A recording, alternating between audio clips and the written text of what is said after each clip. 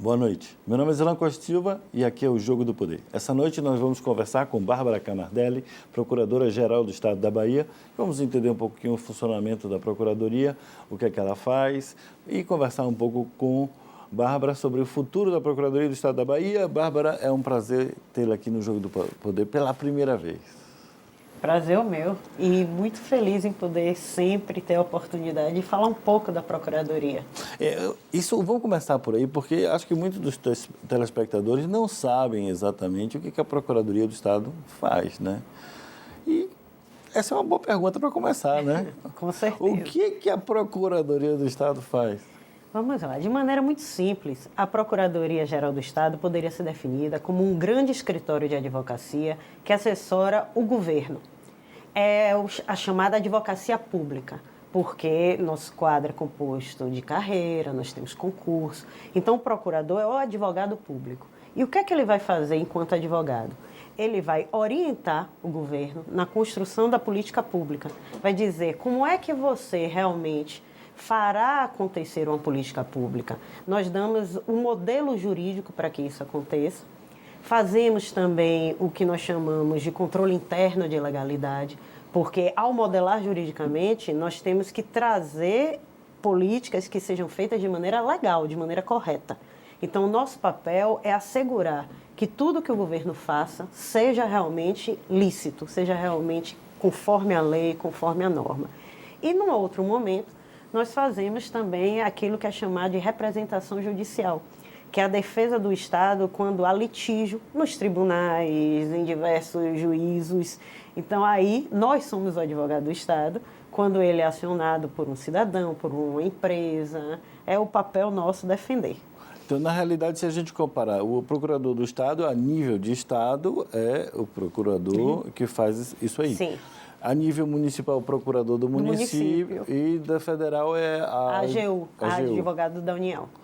Interessante. E qual é o trabalho do dia a dia, além da... Obviamente, assessorando é quando você precisa de uma opinião para ver se isso é legal ou não. Mas não é... A maior parte do trabalho é judicial mesmo, né? Porque processo não deve faltar, né? Eu diria que não. Eu diria que existem demandas diferentes, né? É bem diferente assessorar e fazer a defesa. Mas, em termos de demanda, as duas têm um peso muito forte. Por quê? Porque na consultoria, a Procuradoria hoje da Bahia, a gente fez um trabalho muito grande de saneamento, de realmente criar uma jurisprudência e orientação para os gestores. Então, quando o processo chega hoje, é um processo geralmente com questões novas, questões que são profundas, questões que são diferentes. Então, o trabalho pode não ser tão volumoso, mas é um trabalho que exige um mergulho grande para ser feito, é um trabalho de qualidade muito grande, com construções muitas vezes são intensas. Nós agora estávamos falando do primeiro emprego, de modelagens relacionadas a novos modelos gerenciais da administração pública. Então, isso tudo demanda um olhar muito grande, um estudo muito grande. E da outra sorte, no contencioso, nós temos as duas coisas. Nós temos o volume, aquilo que a gente chama hoje de demanda de massa, muito processo repetido, muito processo que entra.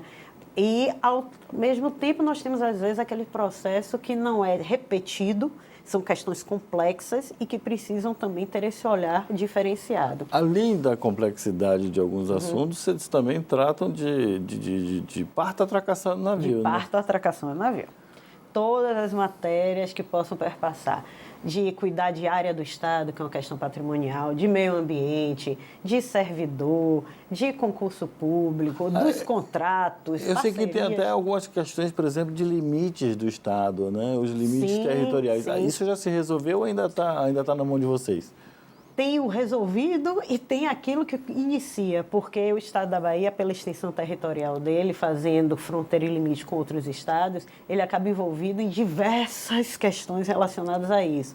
Nós conseguimos resolver o conflito que existia com Tocantins e Goiás, mas tem outros. tem aí uma outra demanda com Pernambuco, tem uma outra com Sergipe, e esse é um trabalho muito diferente, muito interessante, envolveu o IBGE, envolveu o Exército, muita pesquisa histórica, muito bom de ser feito. Agora, isso dá uma ideia da magnitude das questões de que vocês enfrentam no dia a dia. Agora, me diga uma coisa, quantos procuradores tem o Estado da Bahia? Vamos lá. Nós somos hoje 250 efetivos, temos uma previsão no quadro de 300 e precisamos de um pouquinho mais. Então, na verdade, hoje nós só temos 250 procuradores. Se eu lidero os números de processos, é uma loucura, porque na consultoria, que é a orientação, o ano passado nós tivemos quase 12 mil processos ano. E no contencioso, nós tivemos 120 mil processos novos. Como o processo do contencioso não termina, ele acumula, hoje nós temos uma carteira de litígios que está em cerca de 560 mil processos. 560 mil processos para 250 mil pessoas. 250 pessoas. 250 pessoas. E que não são 250, porque uma parte está trabalhando na consultoria e outra parte no contencioso. Vocês não fazem aqueles trabalhos também, junto com o Ministério Público, do trabalho de combate ao trabalho análogo ao escravo? Não exatamente. Porque isso aí é quase uma escravidão, não? Não diria que é uma escravidão, porque posso dizer até que os procuradores, nós gostamos do que fazemos. Então, existe uma dedicação, vestir a camisa, que muitas vezes a gente supera as dificuldades. Mas tem contrapartida de dinheiro também. Vocês estão bem remunerados? Vamos lá. Existem dois problemas. A gente precisa trazer tecnologia para o serviço público, e isso já é um projeto que já está em andamento, porque grande parte desse volume você trata com tecnologia, trata com o que a gente diz um olhar estratégico diferenciado. É gestão legal. O nome disso é gestão legal. Isso inclui também inteligência artificial? Estamos querendo que sim. Nós estamos buscando a aplicação da inteligência artificial, porque é humanamente possível. Seria uma guerra de homem-máquina, que é muito complicado, né? E na parte remuneratória, todos nós temos pleitos, né? Todo servidor tem pleito, e é algo que será colocado para análise no momento certo. Tudo isso aí depende da questão orçamentária, né? Também. Nós sabemos disso, somos servidores conscientes. Agora, isso tudo, mas agora a minha pergunta é sobre o orçamento. Você acha que o orçamento de vocês, não só para salário, mas para todas as atividades, está adequado às necessidades? Porque vocês também trazem muito dinheiro quando vocês recuperam os tributos e tudo mais, né? Nós estamos agora no ano exatamente de planejamento orçamentário e estamos tentando responder a essa pergunta de uma maneira adequada, com a maior pesquisa, com a maior definição do que seria o valor adequado. Porque, como lhe disse, estamos refazendo um projeto de estruturação de procuradoria onde a gente traga essa nova visão de uma maior tecnologia, de uma maior estrutura, e isso vai repercutir no orçamento, né? Então, é algo que nós precisamos realmente estudar, redimensionar. Eu queria detalhar cada um desses temas aí com você e tal, porque eu já vi que esse programa vai ser muito interessante pela multiplicidade de assuntos. Mas eu queria começar com um específico, mas não agora, mas no próximo bloco, que é o seguinte: como é que você entrou nessa história? Como é que você virou procuradora e se meteu nessa história toda e ficou procuradora-geral do Estado? Que isso é importante. Voltamos aqui no Jogo do Poder, depois dessas mensagens comerciais, com Bárbara Camardelli, procuradora-geral do Estado da Bahia. Até já.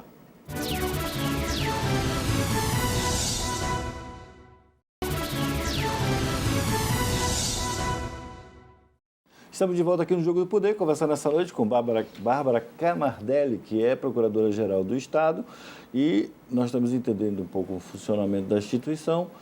E temos uma pergunta do bloco passado, né, Bárbara? Como é que você se meteu nessa história? Me conta a sua história um pouquinho. Eu tive na faculdade 3 professores que eram procuradores do Estado, para além de... 3 não, 4, minto. Porque Marília Muricy, Fernando Santana, Raimundo Viana, Geraldo Sobral, e eu ainda conhecia a turma bacelar da faculdade. A Marília Muricy foi procuradora do Estado, porque ela é juíza do trabalho, né? Não, Marília Muricy, a professora. Sim. Professora de introdução ao estudo do direito. Isso, perfeito. E, Nunca vi uma mulher conhecer tanto direito. ela sabe muito. Impressionante, Ela né? sabe muito. E geralmente uma palestra dela você sai com a sensação de que aprendeu, aprendeu algo. Você pode sair também com a sensação de que você não sabe nada, né? Também. Mas isso é parte do conhecimento, né? Quando Claro. você sabe que não sabe. Aluno Então, é sem luz, né? Perfeito, Agora como é que perfeito. você começou isso? E, para além disso, eu sempre gostei, durante a faculdade, vendo o que seriam as carreiras jurídicas, eu gostava da advocacia. E a procuradoria se apresentava como uma possibilidade de um vínculo certo, né? Aquela questão de você ter dentro do serviço público um vínculo certo, uma carreira. Segurança. Segurança, que você pudesse advogar e, ao mesmo tempo, que você pudesse fazer advocacia privada. Tanto que eu fiz o concurso e fui, durante muito tempo, advogada pública e advogada privada. E dá tempo? Começou a não dar em um determinado período. Alguns anos deu com muita tranquilidade, mas depois começou a ficar um pouco forçado demais. E aí, outras questões familiares, enfim. Recebi um convite. Na época, eu sempre fui do contencioso, né, do litígio. Eu participava da Procuradoria Judicial e recebi um convite para ser a chefe do Centro de Estudos e Aperfeiçoamento. Foi na época em que eu estava justamente questionando a manutenção. Mas você fez concurso da advocacia. público? Concurso público. Concurso público. Quando foi que você entrou? Eu entrei em 97 na Procuradoria. Já são 26 anos. 26 anos. Completarão 26 anos, Então, quer dizer exatamente dia 11 de abril. Você se formou adolescente ainda, né? Quase. Quase. É um concurso difícil, né? Sim. Foi difícil e, na época, passamos em poucos, muitos inscritos, passamos em poucos, era uma coisa muito, realmente, rígida. Sim, aí você... Eu fui para o Centro de Estudos e foi quando eu optei, na Procuradoria tem essa possibilidade, pela dedicação exclusiva, onde você abre mão do exercício de outra atividade laborativa. Mas é para sempre ou só para aquele período? Não, aí escolhe, depende da vontade do procurador. O procurador opta e depois, se ele quiser e tiver condições orçamentárias, ele pode reverter, porque às vezes pode não ter condições orçamentárias dele reverter. E a partir daí eu acumulei, eu era chefe do Centro de Estudos e trabalhava também na parte patrimonial, atuava nas questões patrimoniais. Depois, em 2015, com o novo procurador-geral da época, que era Paulo Moreno, ele acabou me chamando para ser chefe da consultoria, da parte da orientação jurídica, e lá eu permaneci até 2021, quando assumi o cargo novo, dentro dessa visão de reestruturação interna, de garantir à Procuradoria uma atualização melhor, uma efetividade melhor. Nós criamos um cargo de Procurador-Geral Adjunto para Assunto Jurídico, dividindo, né, as funções entre administrativo e jurídico. Eu assumi, fiquei 1 ano e pouco no cargo, e aí agora, com esse novo governo... Um passo natural na sua carreira. O ápice da carreira. Sim. Mas sim, alcançaram o ápice tão jovem assim e depois? Eu adorei o tão jovem. Mas é verdade. Eu e os telespectadores estamos vendo isso com muita claridade. Adorei. Nunca para. E a grande beleza, se pudesse dizer assim, de uma profissão como a nossa, é que o ápice mesmo, você dizer que se sentir que você está no ápice, eu acho que só vai acontecer lá por uns 60 anos e olhe lá, que é quando você está no máximo eu acho, né, da maturidade intelectual, da maturidade profissional. Então, eu lhe diria que ainda tem muito a construir. Eu diria que os 60 eram os antigos 40, viu? Com certeza, com certeza. Eu estou planejando fazer atividade até uns 110, por aí. Eu só vou parar de trabalhar com isso. E chegando bem, eu também quero isso. É meta de vida. Não é verdade? Agora me diga uma coisa, nessa estruturação toda, vocês também têm escritórios fora da Bahia, né? Vocês têm uma representação em Brasília, ou pelo menos tinham, Sim, não, mantemos. Na verdade, existe um setor da Procuradoria, previsto em lei, que é a representação em Brasília, e até quando ela foi criada, nós imaginamos uma representação perante os tribunais superiores. E, por incrível que pareça, hoje tem uma parte de consultoria forte, porque tem toda a questão do que a gente chama de contencioso administrativo, que é a parte perante os outros órgãos. Então, muitas questões em IBAMA, Tribunal de Contas da União, Ministério Público Federal do Trabalho, que às vezes está no nível mesmo federal, né, no nível nacional, ou às vezes com os próprios ministérios, né? Porque tem muita parceria entre União e Estado, e nós precisamos estar sempre ali resolvendo essas situações que não são ainda perante tribunais.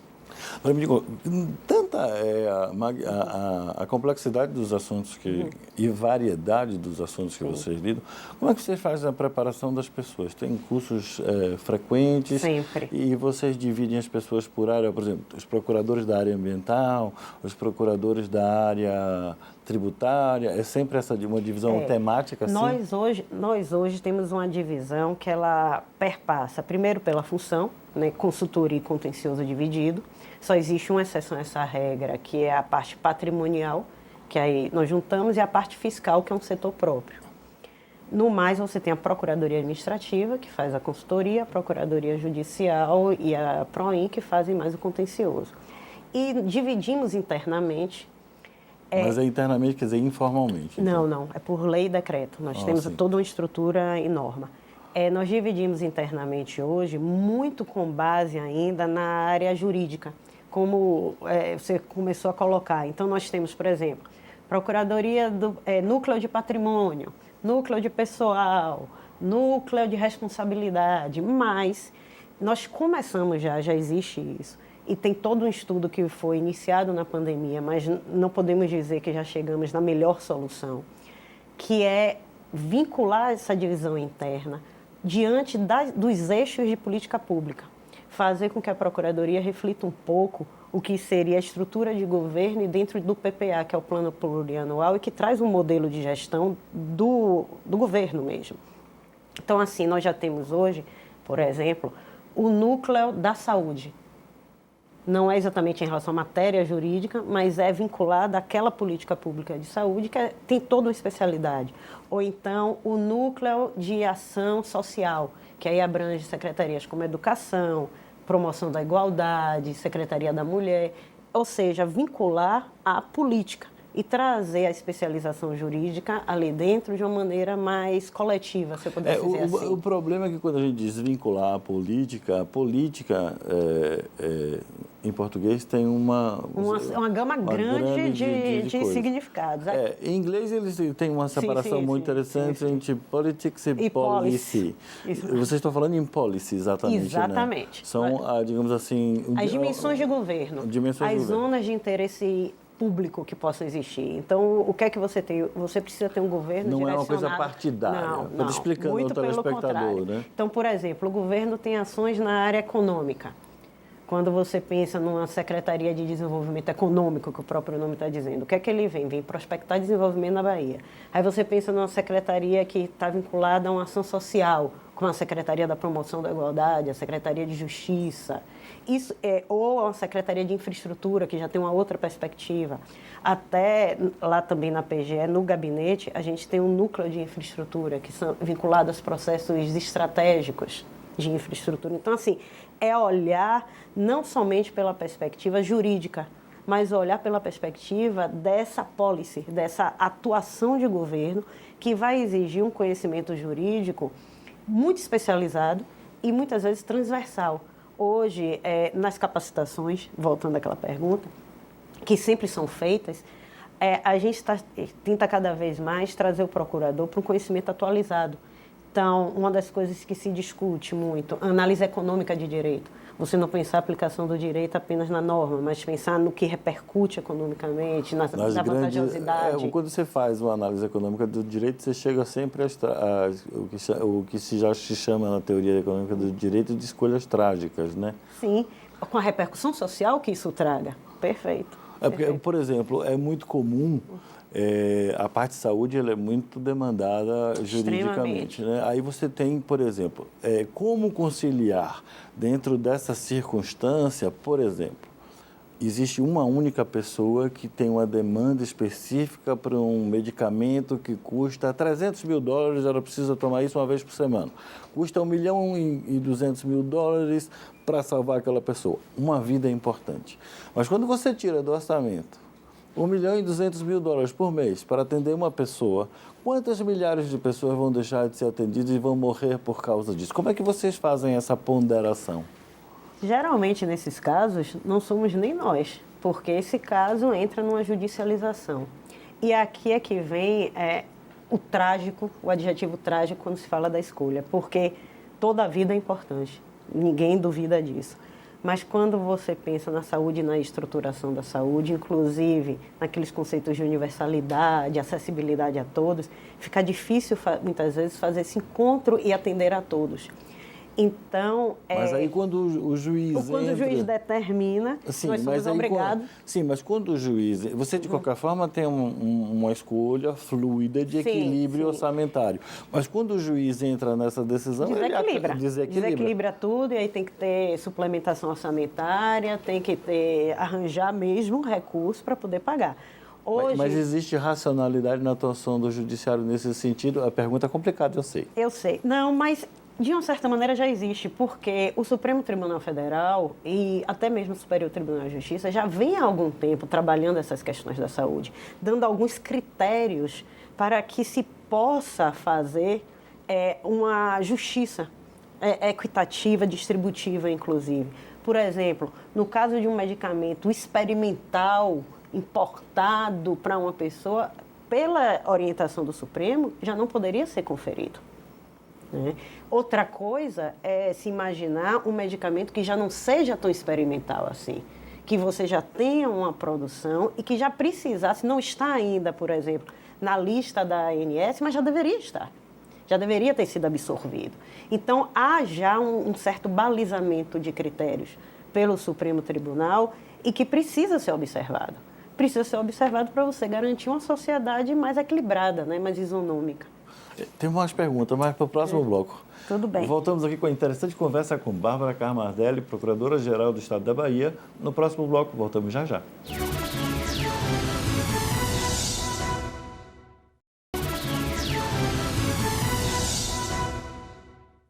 Estamos de volta aqui no Jogo do Poder, conversando com Bárbara Camardelli, Procuradora-Geral do Estado da Bahia. Bárbara, a gente já viu que ele tem escolhas trágicas, assim, dificuldades, etc. Mas, na sua visão, quais são os maiores entraves para o funcionamento perfeito da Procuradoria-Geral do Estado?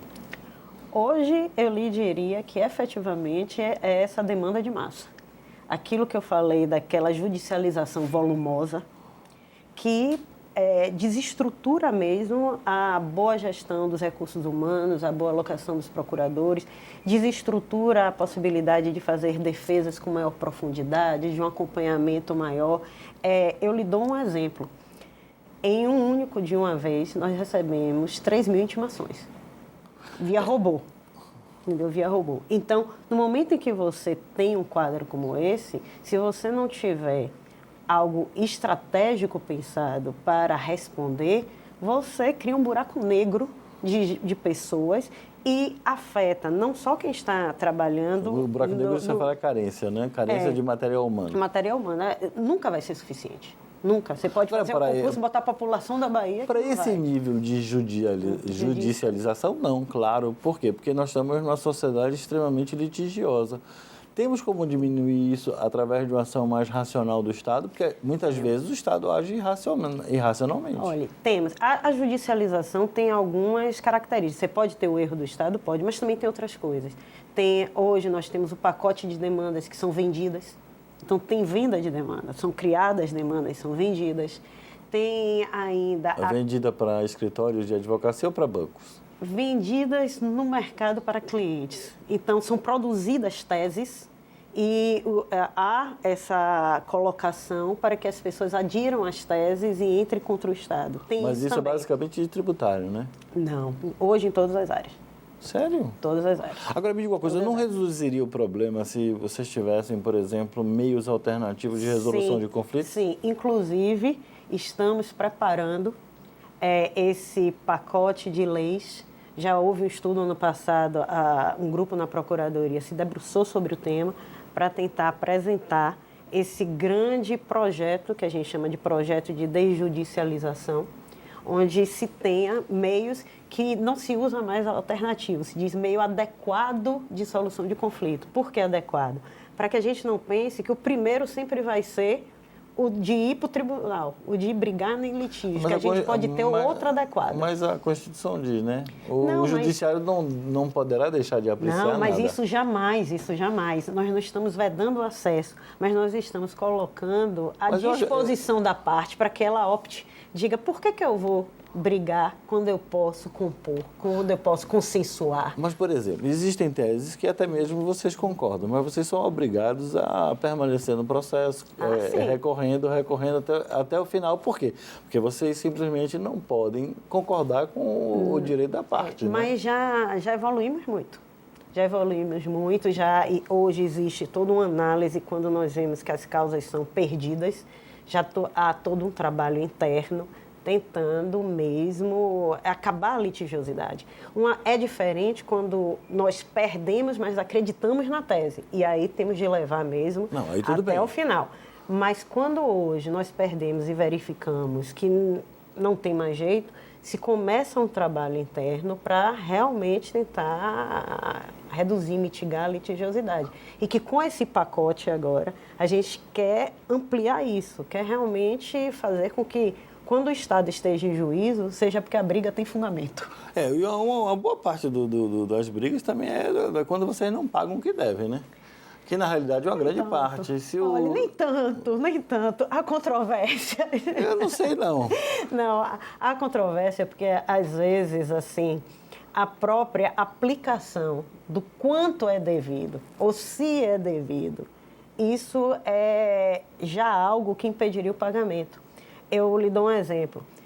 O determinado sujeito pode ser até devedor do Estado, mas ele nada fez. A dívida em direito está prescrita, vamos dizer assim, ele não pode mais exigir. A gente não pode pagar. Não, isso com certeza. Então, assim, tem esses casos tais, ou então se diz assim, o Estado me deve 10 e não é 10, é 1. Hoje nós temos um setor de cálculo mais eficiente e a gente brinca dizendo que quando entra lá, que vai se fazer a conferência dos cálculos de uma maneira séria, de uma maneira técnica, a gente tem reduzido e muitas vezes a redução é enorme. Mas quando tem a sentença, 90%. E quando tem a sentença já? Não, mas a redução mesmo do cálculo da sentença. Porque qual é o problema? Quando vai se ver, os índices estão colocados errados, a dívida foi, de uma certa maneira, largada na compreensão dos prazos, de quando começa, quando termina, qual é o índice correto, qual é a taxa de juros correta. Então, é necessário sempre... Sim, mas isso aí vai para precatório. Aí, quando o Estado quiser, tiver orçamento para pagar, não é aí assim, paga. mas não. E essa noção tem acabado. Por quê? Porque o próprio sistema de precatório mudou. Eu não vou brigar com você hoje aqui nesse programa, não. Não precisa mas brigar. Eu vou discordar levemente. Não, pode discordar levemente, porque hoje o Estado é obrigado, até pela lei de responsabilidade fiscal, ele é obrigado a fazer um planejamento de pagamento anual de precatório. Ele tem que separar no orçamento dele. Ele começa o ano já fazendo todo o planejamento, eu vou pagar tanto de precatório esse ano. Mudou um pouquinho, está mais rígido. Está mais rígido. Eu estou só lhe provocando um pouquinho mais... Está mais rígido. Eu posso lhe garantir que está mais rígido. E nós temos política de acordo, viu? Aí eu faço a propaganda. O Estado tem política de acordo. Então, quando chega no precatório, se a parte tiver interesse, são lançados editais para conciliação, a gente consegue. Ou seja, eu vou abdicar do exercício do meu abuso de direito de permanecer... Abuso de direito? Você recorrer. Tá no acordo, ou seja, vai para adiantar o pagamento, o acordo é para adiantar o pagamento dele, você vai tirar um desconto. Não, porque aí você tem a questão das listas, da fila, da necessidade de previsão. Então, assim, acaba sendo mesmo uma forma de você organizar o pagamento e fazer com que a parte tenha direito ao pagamento dela. Acaba, não é assim tão apenas prejudicial à parte, muito pelo contrário, é uma forma efetiva de tentar fazer com que estados, União, municípios paguem, né? Saia daquela ideia de que precatório você não recebe nunca, que precatório se transforme nas calendas, né? Aquele mito, e conseguir estruturar o precatório para que a parte receba. A verdade é que... Em vida, mas receba. Hoje, o sistema já melhorou muito. E com o RPV, melhorou mais ainda. Porque RPV é de pequeno valor, né? Mas hoje, muitas causas que o Estado, nessa linha do reconhecer, do deixar de brigar e até só um determinado nível, o Estado tem pagado muito RPV. O volume de pagamento via RPV é muito grande. Eu queria saber se vocês têm dinheiro suficiente para todos os seus projetos, mas eu quero essa resposta no próximo bloco, tá certo? Pronto. Voltamos aqui no Jogo do Poder depois dessas mensagens comerciais, rapidinho. Até já.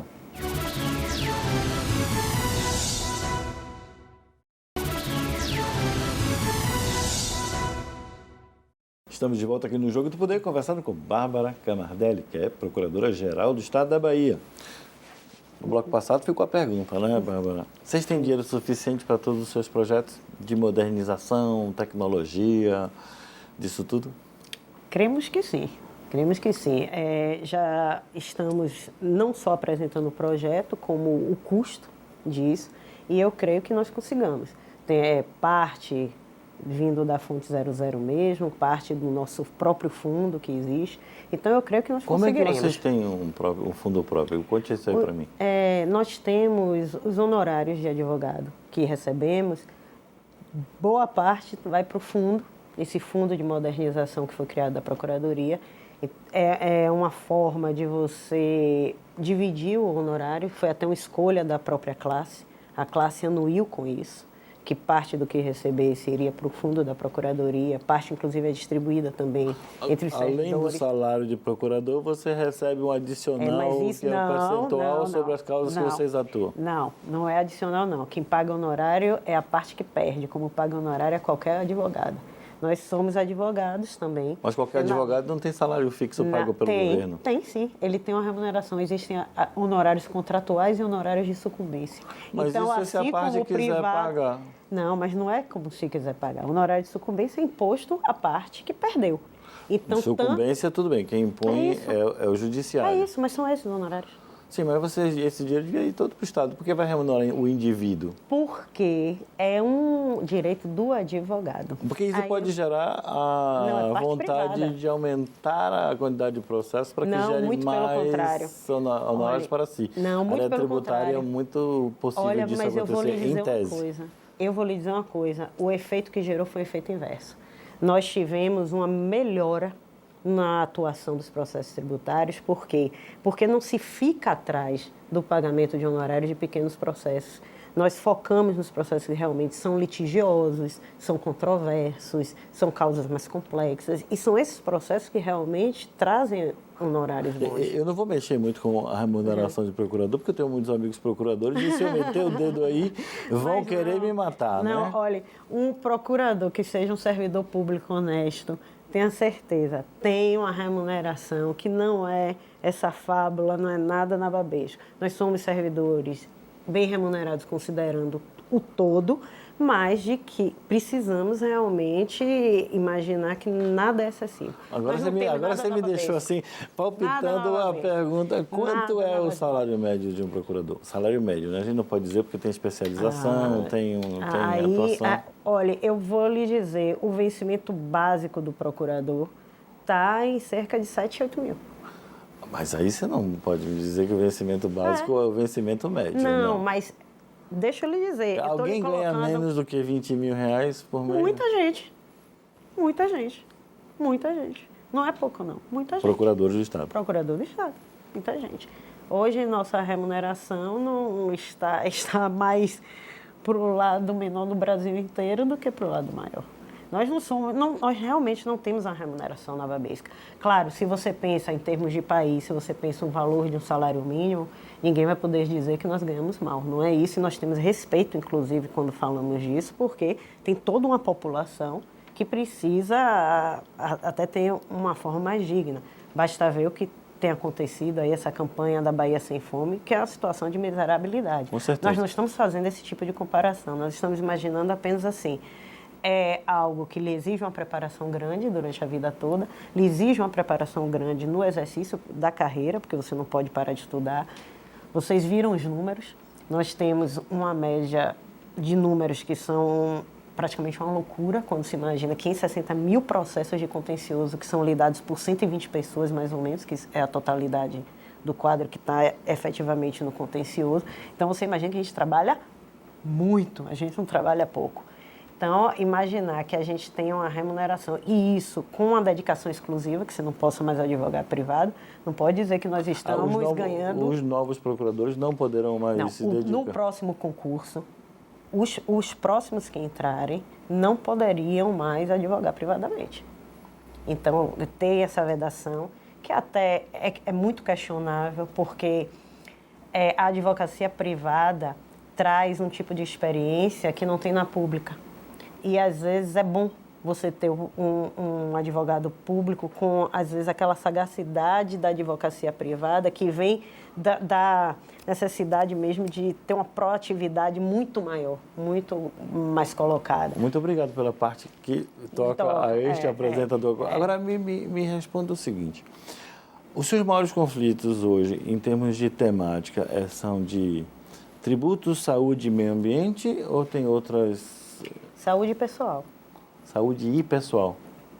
Saúde pessoal. Então, essas são as maiores quantidades de processo. Tributo à parte, mas assim, não chega ao volume à parte. Poderia ser pessoal, saúde e tributo. Mas a parte ambiental não é uma parte significativa? Não, é uma parte importante, mas em termos de volume, não. Isso significa o quê? Que as empresas, as autarquias e departamentos do Estado estão funcionando bem nessa área? Assim espero. Ou, pelo menos diria que não chegaram ainda em termos de volume à Procuradoria. Eu lhe falo isso porque recentemente saiu nas notícias um grupo querendo fazer a implantação de um empreendimento teoricamente sustentável. Houve uma decisão do INEMA favorável a isso e agora está tendo uma campanha de várias notícias saindo sobre esse assunto. Isso é meio problemático, né? Eu não me sinto à vontade de falar porque ainda não chegou na PGE. Então, como não chegou na PGE, eu não conheço, seria leviano de minha parte colocar qualquer coisa sobre isso. Mas o que tem mais de interessante na temática ambiental, por exemplo? Poxa, tem um mundo. Eu digo que, ultimamente, um dos grandes questionamentos é como efetivar a preservação ambiental.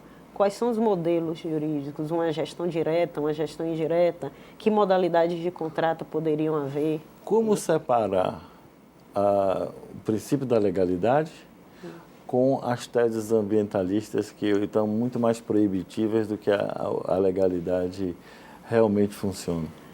Olha, primeiro não dá para separar a legalidade de nada. Né? O que é que eu acho? É tudo uma questão muito grande de interpretação e interpretação do que a norma pretende dizer e quais são os escopos que a gente precisa chegar. Mas tem juiz e tem gente que extrai interpretação que eu acho saltos quânticos, sabe? Entrou pelo buraco negro daqueles worms e saiu em outro universo. Aí é o exagero, né? Aí é o exagero, mas por exemplo... Que inventaram agora uns princípios novos, né? O princípio da precaução até isso é razoável, mas indúbio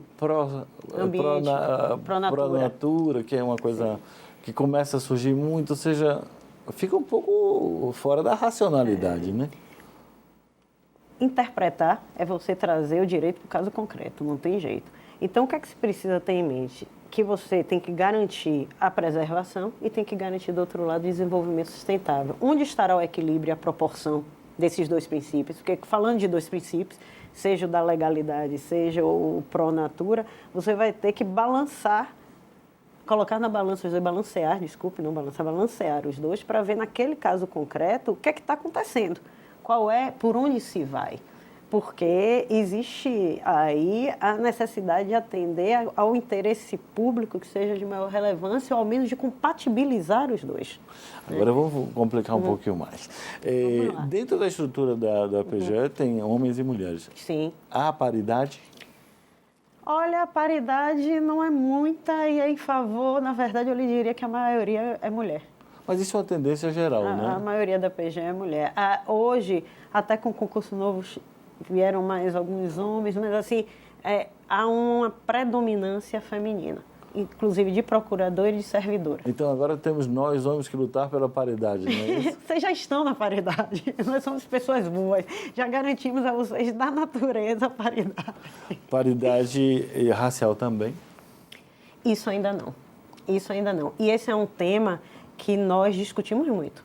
A Procuradoria, há alguns anos, vem cuidando internamente dessa questão racial. Nós fazemos atividades e discussões durante todo o ano, mas existe um concentrado mesmo na época do Novembro Negro. são feitos debates, há uma temática de acompanhamento, porque isso ainda não. Nós ainda temos poucos procuradores negros, nós ainda temos poucos servidores no todo negro. Claro que hoje, diante da tendência de se dizer o pardo como negro, o número aumenta significativamente. Mas a verdade é que ainda é pouco. Só que a Procuradoria é um reflexo do que acontece na sociedade. Nós estamos, infelizmente, o programa passou rapidíssimo Já? nesse bate-papo, chegando ao final, mas eu tenho uma perguntinha para uma resposta super rápida. Ao final do seu período como Procuradora-Geral, o que é que você vai considerar como um grande feito seu e um sucesso? Eu já disse isso, é o máximo da ambição. Eu quero transformar a PGE no maior escritório de advocacia da Bahia reconhecido.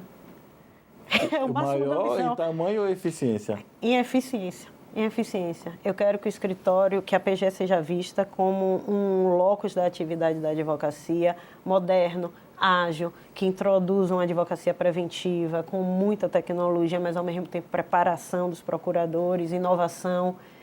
Na verdade, eu não estou começando nada. As duas últimas gestões já vieram nesse caminho. Eu diria assim que prepararam cada vez mais para que nós cheguemos hoje no momento em que eu creio que estamos maduros para dar esse pulo. O atual governo apoia esse projeto? Apoia. Foi a primeira coisa que me foi perguntada na época que eu fui entrevistada, o que é que eu pensava da Procuradoria, e nós temos um apoio, sim. Estaremos aqui Tomara que fique gravado. Para bater palmas se isso se tornar realidade. Tomara. Com certeza, assim, eu acredito na PGE, eu acredito na equipe e eu acho que vamos conseguir. Bárbara, muito obrigado pela sua entrevista. Obrigada a vocês. Muito obrigado pela sua audiência. Voltaremos na próxima semana com mais um assunto de seu interesse. Meu nome é Zenon Costa Silva e aqui é o Jogo do Poder. Até lá.